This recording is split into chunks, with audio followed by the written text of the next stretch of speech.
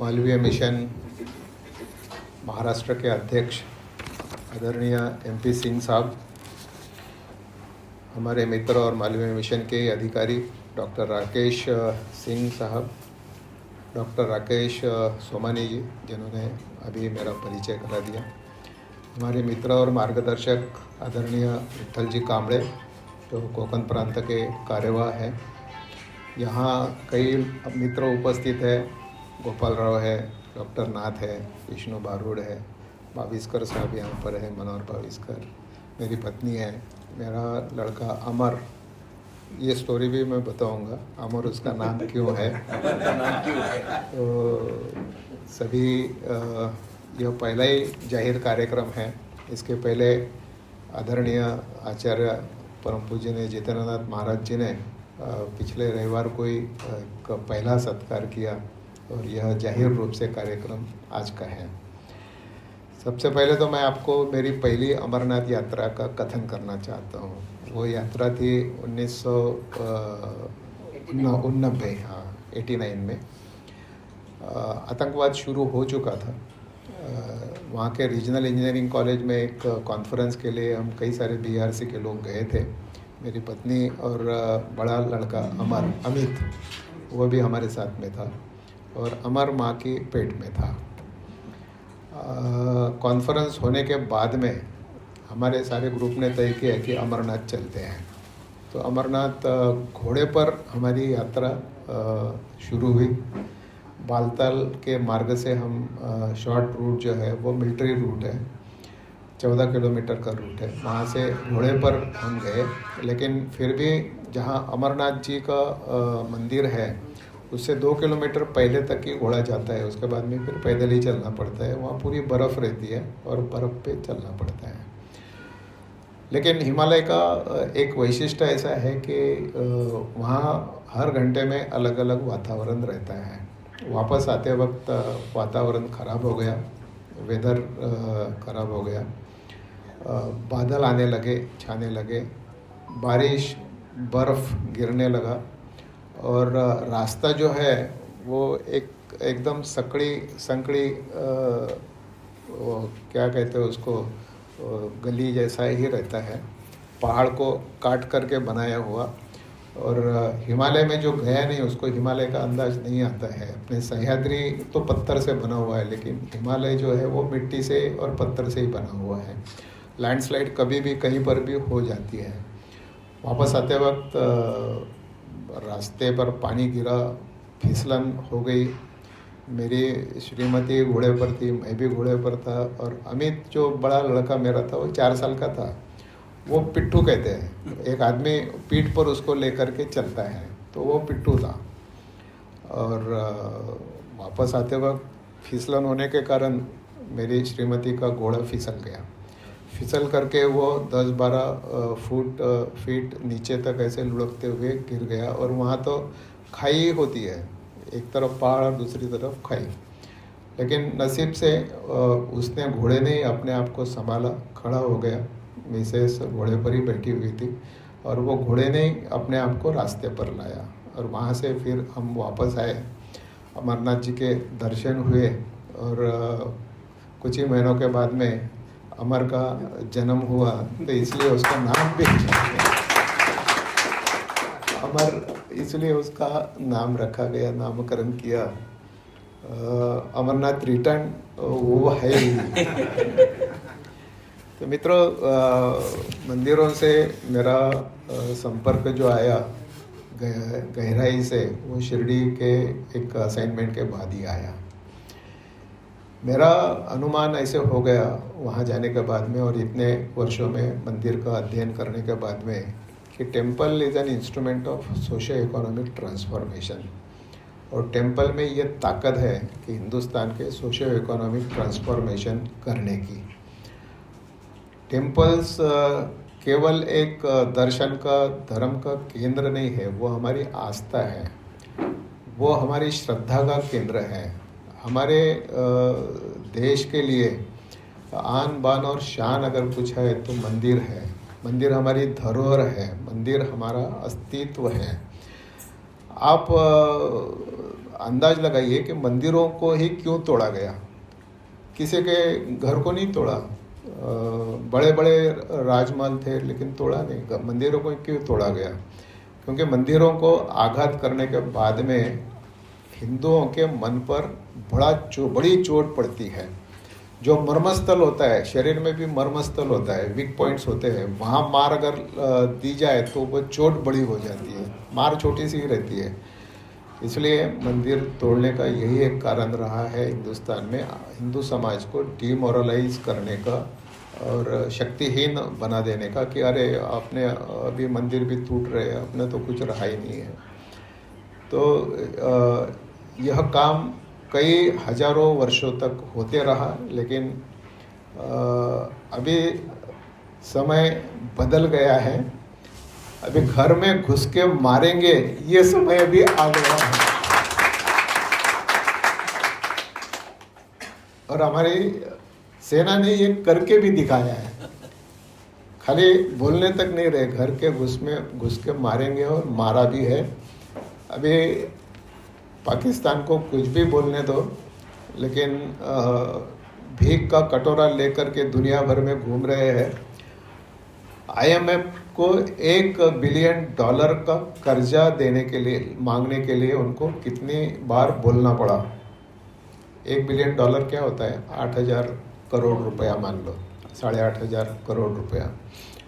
हमारे यहाँ जो GST का कलेक्शन होता है रोज का 8,000 करोड़ रुपया होता है। एक दिन का कलेक्शन $1 बिलियन होता है, वो भीख मांग करके IMF के पास जा रहे हैं। अभी मैंने आज ही पढ़ा कि एशियन डेवलपमेंट बैंक $800 मिलियन उनको दे रही है, करीब करीब $1 बिलियन। तो हमारी एक दिन की कमाई है गवर्नमेंट की, एक GST के द्वारा। एक्चुअल टैक्स आप छोड़ ही दीजिए, बाकी इनकम छोड़ ही दीजिए। तो मैं फिर से टेम्पल पे आता हूँ। टेम्पल अपने यहाँ पर देश में कितने हैं इसका अंदाज मैंने लगाया। बड़े बड़े टेम्पल्स, 30 लाख मंदिरों की संख्या अपने देश में है। कॉलेज और स्कूल्स कितने हैं? तो 20 लाख हैं। गांव कितने हैं? 6.5 लाख गांव हैं। मतलब करीब करीब 4-5 मंदिर हर गांव में एवरेज आते हैं। कोई गांव ऐसा नहीं है जहाँ मंदिर नहीं है, क्योंकि मंदिर ही गांव के और सारे अपने जीवन के सेंटर में रहे हैं। हमारी जो भी गतिविधि चलती थी वो मंदिर के इर्द गिर्द ही चलती थी। हमारे सारे संस्कार, कार्य, लग्न, विवाह वो सारे मंदिरों में ही होते थे। और यही मंदिरों का महत्व रहा कि they have been the centre of our lifestyle. Temple management का एक बुक मैंने लिखा, और टेम्पल मैनेजमेंट का बुक लिखने के बाद में संघ के अधिकारी अतुल जी लिमय ने उसमें बहुत इंटरेस्ट लिया। एक वर्किंग ग्रुप बनाया 10 लोगों का, मुझे उसका इंचार्ज बनाया, और 1 साल तक ब्रेनस्टॉर्मिंग सेशन इस ग्रुप के टेम्पल मैनेजमेंट इस विषय पर होते रहे। अंत में उसका नतीजा ये निकला कि MBA जैसे फाइनेंस में होता है, मार्केटिंग में होता है, HR में होता है, कई सारे विषय अभी आ गए। तो MBA इन टेम्पल मैनेजमेंट ऐसा भी विषय आना चाहिए। अधिकतर एजुकेशनल लोग हैं, एकेडमिक हैं, तो इसलिए मैं बता रहा हूँ MBA इन टेम्पल मैनेजमेंट यह कोर्स शुरू हो। तो उसके pilot courses Mumbai university, Pune university और वेलिंगकर यूनिवर्सिटी में पिछले साल से शुरू हो गए हैं। वेलिंगकर की पहली बैच 10 जून को उनका वैलिडिक्टरी फंक्शन है, तो मैं जाने वाला हूँ 10 तारीख को। पहली बैच निकल रही है और मंदिरों से मांग भी इनकी है, विदेशों से मांग है कि हमको टेम्पल मैनेजमेंट में ट्रेंड मैनेजर्स चाहिए। विदेशों में हजारों मंदिर है लेकिन ट्रेंड मैनेजर्स नहीं है। तो इसलिए यह अनोखा सब्जेक्ट अभी चल पड़ा है। टेम्पल इकोनॉमी का मैंने अध्ययन किया, तो टेम्पल इकोनॉमी कितनी है अंदाज लगाइए जरा। तिरुपति का जो टेम्पल है उसकी जो संपत्ति है वो 3 लाख करोड़ रुपए की संपत्ति है। 3 लाख करोड़ मतलब around you can say $1 billion में अगर गिनोगे तो पता चलेगा कि $1 ट्रिलियन के बराबरी में आएगी। पद्मनाभ टेम्पल सोना कितना होगा? 4,000 टन सोना है, यानी 40 लाख करोड़ रुपए का सोना वहाँ पर है, so $0.4 ट्रिलियन का।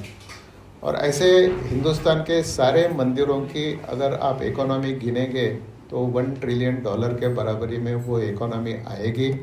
और अपने देश का जो लक्ष्य है $5 ट्रिलियन इकोनॉमी का, मंदिरों को अगर उसमें जोड़ा जाए, स्ट्रीमलाइन में अगर लाया जाए, तो $5 ट्रिलियन इकोनॉमी का लक्ष्य जल्दी से पार करने में इसकी बहुत अच्छी मदद हो सकती है।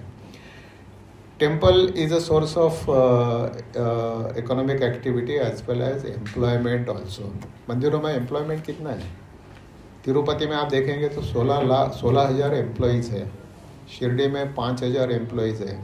ऐसे कितने मंदिर है जहाँ हज़ारों लोग एम्प्लॉयड है, जॉब में है।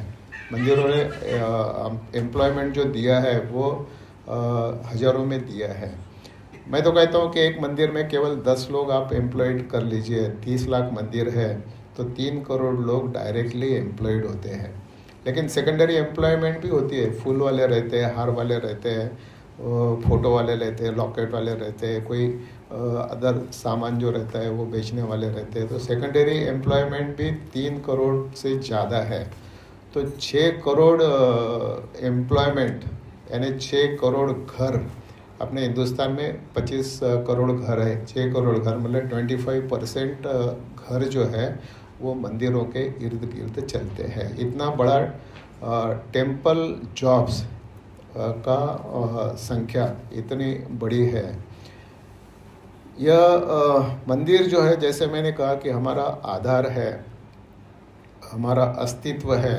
अस्तित्व पर आघात इसलिए हुआ कि वो आप पर सबसे बड़ा आघात होना चाहिए। अमरनाथ जी का, शिव जी का एक आशीर्वाद मुझे मिला, इसका मुझे बहुत आनंद है। शिव जी का बुलावा भी आया है, उसका भी बहुत आनंद है। मतलब अभी मैं जब गया था तब उसको कितने 45-46 साल हो गए, उसके बाद में शिव जी का बुलावा आया है। मुझे बहुत आनंद है। शिव जी की, अमरनाथ जी की यात्रा 3 जुलाई को शुरू होने वाली है और 8 अगस्त तक ये चलने वाली है। 40 दिन की यात्रा है, 39-40 दिन की। 9 अगस्त को रक्षाबंधन है, रक्षाबंधन में वो यात्रा समाप्त होती है। पूरे देश भर से 5 लाख लोग औसतन हर साल इस यात्रा में शामिल होते हैं। ऑनलाइन रजिस्ट्रेशन है, आप नेट पे जाएंगे, श्री अमरनाथ जी श्राइन बोर्ड, उसके वेबसाइट पे जाएंगे तो वहाँ सारी प्रोसीजर है, पैसे भरने का भी इंतज़ाम है। आपको एक परमिट आ जाता है और आपको कब जाना है, कौन से दिन जाना है, कौन से मार्ग से जाना है। आप पैदल चल कर के भी दोनों रास्ते से जा सकते हैं। पहलगाम से एक रास्ता निकलता है और बालताल से एक रास्ता निकलता है। घोड़े पर भी आप दोनों रास्ते से जा सकते हैं और हेलीकॉप्टर से भी आप दोनों रास्ते से जा सकते हैं। ये तीनों मार्ग उपलब्ध है। रहने का, खाने पीने का सारा इंतज़ाम उस यात्रा के दौरान रहता है। पहलगाम से आप जाएंगे तो 3, 4 या 5 दिन, जैसे आपकी क्षमता है उतना समय आपको वहाँ तक जाने में लगेगा। वातावरण कभी भी, जैसे मैंने कहा, बदलते रहता है, इसलिए थोड़ी सावधानी लेकर के ही जाना पड़ता है। आप सभी को मैं मतलब मित्रता के नाते एक निमंत्रण देता हूँ कि आपको वहाँ जाना है सभी को, और यह निमंत्रण अमरनाथ जी का ही आपको मिला है, ऐसा ही आप समझ करके इस साल, अगले साल, उसके अगले साल कभी ना कभी जाने का मन बनाइए। तो आपको अमरनाथ जी ने बुलाया है। ऑपरेशन सिंदूर जिस कारण हुआ है वह घटना 22 अप्रैल को पहलगाम में घटित हुई है। बहुत खेद, बहुत गुस्सा सारे हिंदुस्तान के मन में है और उतना ही सुकून ऑपरेशन सिंदूर से हम सबको मिला हुआ है। लेकिन मैं थोड़ा अलग तरीके से सोचता हूँ कि हिम्मत कैसे होती है हिंदुस्तान में किसी की भी घुसने की। क्या मजाल है कोई हिंदुस्तान में घुसे, और घुसते हैं कि नहीं, घुसते हैं। आतंकवादी आते हैं कि नहीं आते हैं, उनको सहारा कैसे मिलता है, कौन सहारा देता है, ये कहाँ रहते हैं, उनको जानकारी कौन देता है, ये जासूसी कैसे करते हैं। अभी यूट्यूबर पकड़े जा रहे हैं, जानकारी अपने को भी मिलती है। उसमें कोई सारे मुसलमान हैं ऐसे नहीं, हिंदू भी है। तो विषय ऐसा है, मराठी में एक कहावत है, कुऱ्हाडीचा दांडा गोतास काढ।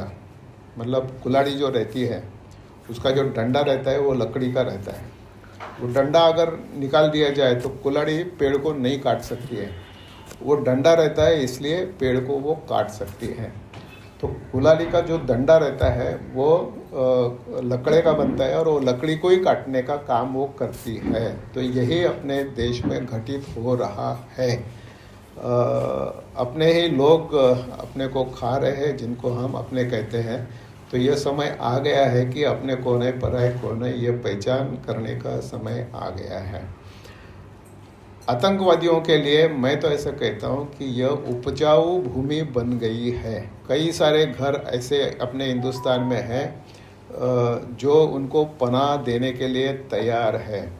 प्रेम के कारण, पैसे के कारण, किसी भी लालच के कारण, लेकिन उपजाऊ भूमि है। क्या हमने बर्दाश्त करना चाहिए कि ऐसी उपजाऊ भूमि यह बनी रहे। मैं एक अध्ययन कर रहा था, जलियांवाला बाग में मैं जा चुका हूँ। जलियांवाला बाग हत्याकांड में सैकड़ों लोगों की निर्मम हत्या हुई है। हजारों लोग उस कार्यक्रम में शामिल थे। गोली चलाने वाले कौन थे? क्या जनरल डायर ने सारे लोगों पर गोली चला करके मारा है? नहीं। वहाँ सैनिक कितने थे? तो मैंने हिसाब लगाया, 90 सैनिक वहाँ पर थे गोली चलाने वाले। उसमें से 85 सैनिक भारतीय थे। तो भारतीय सैनिकों ने गोलियां चलाई है, यह वास्तव है। इसलिए मैंने जो संकेत दिया, कुऱ्हाडीचा दांडा गोतास काढ। लकड़ी ही लकड़ी को काट रही है, हमें हमारे पैर को काट रहे हैं। अंग्रेजों ने 150 साल अपने देश पर राज किया। तो मैंने हिसाब लगाया कि कितने अंग्रेज आए थे इंग्लैंड से उठ करके जो हिंदुस्तान में आए और हिंदुस्तान में राज किया। आप नेट पर सर्च कीजिए, 20,000 केवल अंग्रेज यहाँ पर आए थे। 1818 से आए और 1947 तक रहे। 1818 में हिंदुस्तान की पॉपुलेशन थी 17 करोड़ और 1947 में हिंदुस्तान की पॉपुलेशन थी 34 करोड़। एवरेज मान लो 25 करोड़ मान लीजिए। तो 25 करोड़ का और ये 20,000 क्या रेशो आता है? 1% भी नहीं आता है। तो 1% भी 25 लाख होता है। तो ये 0.01% आकर के हम पर राज करते हैं। तो मैंने दूसरा हिसाब ये लगाया कि अंग्रेज़ों की फ़ौज कितनी बड़ी थी, अंग्रेज़ों की सेना में कौन शामिल थे, हिंदुस्तानियों पर अत्याचार गोलियां चलाने वाले अंग्रेज़ों की फ़ौज जो थी उसमें कौन थे। 5 लाख की सेना, उसमें अधिकतर इंडियन लोग थे। अंग्रेज सैनिक यहाँ पर बहुत कम संख्या में आए, लेकिन ऐसे सैनिक जो पगार से काम कर रहे हैं, अंग्रेजों का पगार ले रहे और गोली चला रहे इंडियंस पे ही, ऐसे ही इंडियंस।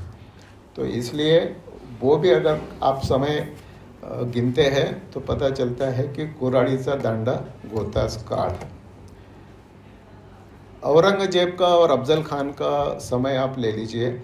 औरंगजेब की सेना में 90% लोग इंडियंस थे। आघात और कुटाराघात और किस पे करते थे? यहाँ के ही लोगों पर करते थे, हिंदुओं पर ही करते थे। कुऱ्हाडीचा दांडा गोतास काढ।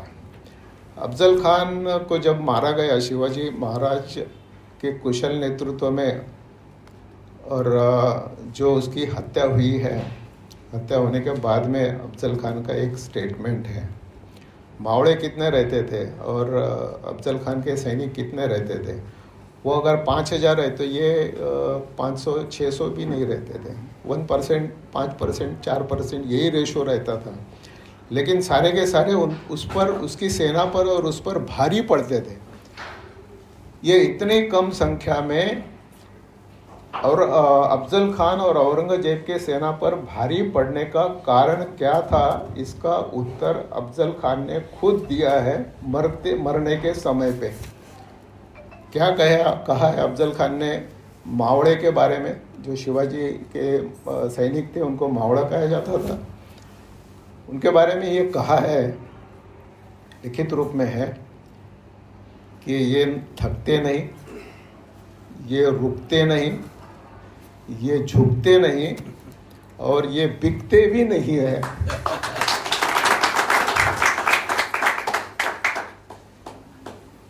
अपने यहाँ हर आदमी ने अपने आप पर एक लेबल लगा रखा है, मेरी प्राइस क्या है। हर आदमी बिकाऊ बन गया है। यह आज की रियलिटी है। आप उसको दे दो उतने पैसे और वो आपके लिए जासूसी का काम करेगा, वो आपके लिए यूट्यूबर का काम करेगा, वो आपके लिए जो चाहिए वो काम करने के लिए तैयार हो जाए। तो क्या हो रहा है? ये ईमानदार आदमी बनाने का काम कौन करेगा? जब तक ये ईमानदार आदमी बनाने का काम नहीं होगा तब तक बिकाऊ आदमी बनने की मशीनरी ही चलते रहेगी। प्रोडक्शन बिकाऊ आदमियों का ही बनते रहेगा। आप ही सोच लीजिए कितनी संस्थाएं हैं हिंदुस्तान में जो ऑनेस्ट इंसान बनाने का काम करती है, और वह काम होने की आज के दिन में आवश्यकता है। बिकाऊ लेबल वालों को भी बदलना पड़ेगा। हमारे अगर है तो हमारे लोगों को भी प्रेम से समझाना पड़ेगा, उसके भी तरीके निकालने पड़ेंगे। और यह यात्रा जो होती है अमरनाथ की, एक और बात उसकी बता दूं मैं, 5 लाख लोग यात्रा में जाते हैं, 40 दिन की यात्रा होती है।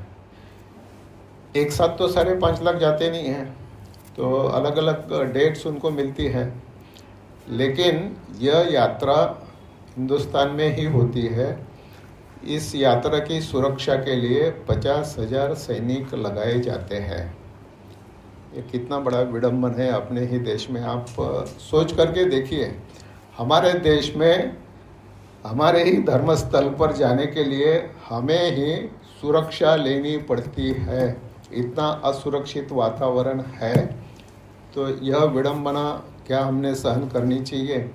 क्या यही धरोहर हम हमारे आगे आने वाले पीढ़ी को सौंप कर जाएंगे कि आज हम तो 50,000 सैनिक लेकर के अमरनाथ की यात्रा कर रहे हैं और आपको जो है वो 5 लाख सैनिक रख करके अमरनाथ की यात्रा करनी पड़ेगी?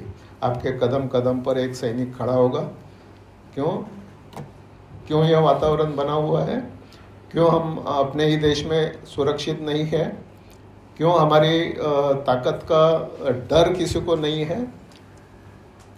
तो ताकत बढ़ाने की आवश्यकता है। बिकाऊ बने हुए आदमियों को सुधारने की आवश्यकता है। वो जो लेबल लगे हुए हैं लोगों ने, वो लेबल निकालने की आवश्यकता है। और जो बिकते नहीं हैं, झुकते नहीं हैं, रुकते नहीं हैं और थकते भी नहीं हैं, ऐसे लोगों को बनाने की आवश्यकता है। तभी अपना देश सुरक्षित रह सकता है, तभी अपना देश प्रगति कर सकता है। आज देश पर जो इंटरनेशनल सपोर्ट मिल रहा है वो कभी नहीं था, इसके पहले भी नहीं था, इसके आगे भी मिलता रहेगा। लेकिन कुछ ताकतवर देश जो है वो हमेशा यही चाहते हैं कि इंडिया की प्रगति ना हो। और इंडिया की प्रगति ना हो इसलिए कुछ ना कुछ खुरापात निकालते रहेंगे, हमारे दुश्मनों को मदद करते ही रहेंगे। तो हमने पहचानना जरूरी है कि हमारे मित्र कौन है और हमारे शत्रु कौन है। आइडेंटिफाई करना जरूरी है। छोटी छोटी बातों से फर्क पड़ता है। मैं ये सामान नहीं लूँगा, अपने देश का ही बना हुआ सामान लूँगा।